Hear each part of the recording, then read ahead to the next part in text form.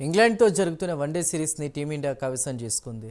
3 వన్డేల సిరీస్లో టీమిండియా వరుసగా 2 మ్యాచ్లు గెలుచుకుంది. ఒడిశాలోని కటక్ వేదికగా జరిగినటువంటి రెండో మ్యాచ్లో తొలుత బ్యాటింగ్ చేసిన ఇంగ్లాండ్ జట్టు 49.5 ఓవర్లలో 304 పరుగులకి ఆల్అవుట్ అయింది.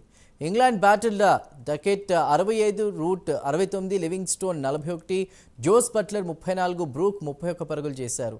భారత బౌలర్లలో రవీంద్ర జడేజా 35 పరుగులిచ్చి 3 వికెట్లు సాధించాడు. షమి, హర్షిత్ రాణా, అదేవిధంగా పాండ్యా, వరుణ్ చక్రవర్తి ఒక్కో వికెట్ సాధించారు.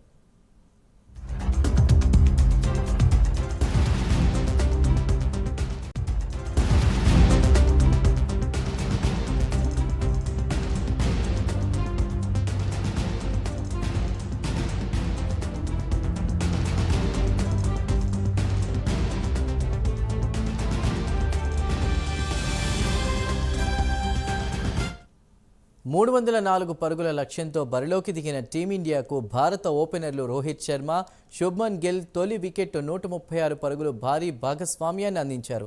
ఇటీవల పేలవ ఫామ్లో కెప్టెన్ రోహిత్ శర్మ బౌండరీలతో చెలరేగుతూ సెంచరీ సాధించాడు. కేవలం 90 బంతుల్లోనే 119 పరుగులు చేశాడు.